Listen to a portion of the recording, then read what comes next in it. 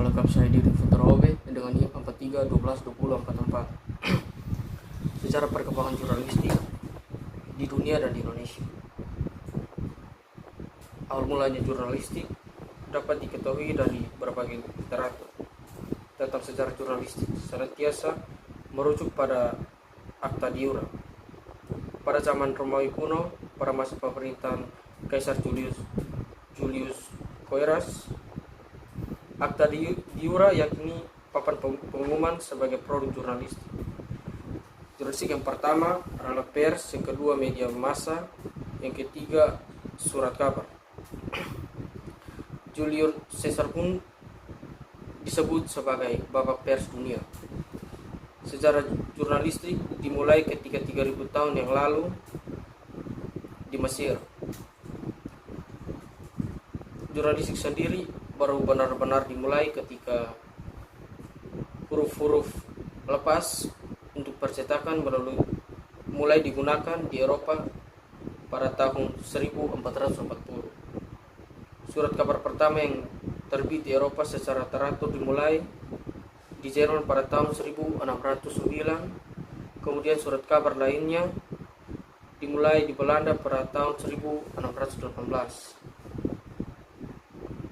Sejarah jurnalistik di Indonesia dimulai saat Belanda menjajah Indonesia, ditandai dengan diterbitkannya surat kabar Memories pada tahun 1615 oleh Gubernur Jenderal Fokjo. Yang kedua, apa perbedaan pers dan jurnalistik, dan berikan contohnya. Pers adalah kegiatan komunikasi baik yang dilakukan dengan media cetak maupun dengan media elektronik seperti radio, televisi maupun media internet. Jurnalistik adalah proses pencarian, pengumpulan, peliputan, dan penulisan. Kemudian berita akan disebarkan melalui media massa, cetak maupun elektronik. Contohnya artikel yang sering kita baca di media. Artikel tersebut merupakan hasil kerja dari jurnalis. Yang ketiga, apa saja kekurangan dan kelebihan dari media cetak dan media elektronik. Kekurangan media cetak yang pertama, tidak mampu menjangkau global. Yang kedua, penyebaran berita lambat. Yang ketiga, biaya produksi. Kelebihan media cetak yang pertama, harga terjangkau.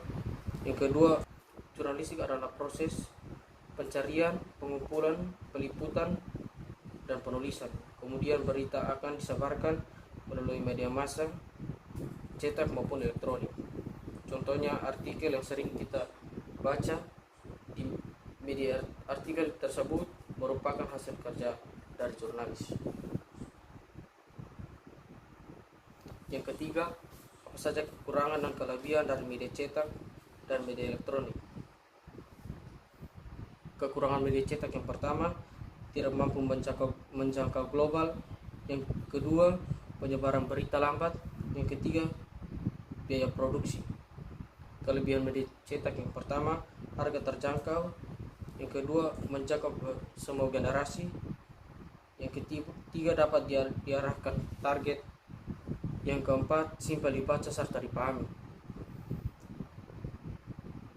Kekurangan media elektronik yang pertama, biaya mahal, waktu lama, interogasi sekilas.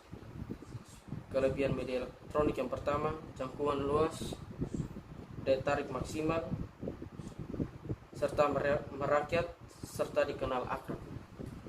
Yang keempat, mengapa unsur-unsur nilai berita penting untuk digunakan dalam pembuatan berita di media massa.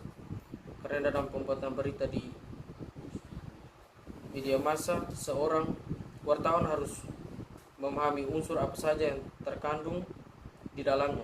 Jika tidak memahami, akan membuat berita yang dibuat tidak inovatif.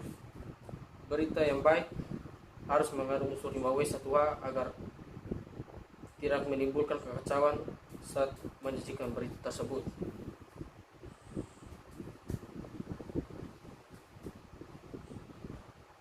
Soal yang kelima, jika Anda adalah seorang jurnalis, Anda ingin bekerja di media apa dan mengapa? jika saya seorang jurnalis, saya ingin bekerja di media elektronik yaitu radio. Karena saya berkeinginan menjadi penyiar radio, saya mempunyai suara yang bagus, tetapi intonasi dan artikulasi saya masih sedikit kurang. Yang keenam, apakah manfaat mempelajari pengantar jurnalistik bagi mahasiswa dan mahasiswi komunikasi? Dengan adanya pelatihan jurnalistik akan sangat membantu mahasiswa ilmu komunikasi dalam mengasah kreativitas dan bakat seseorang, khususnya dalam bidang tulis menulis. Sekian dan terima kasih.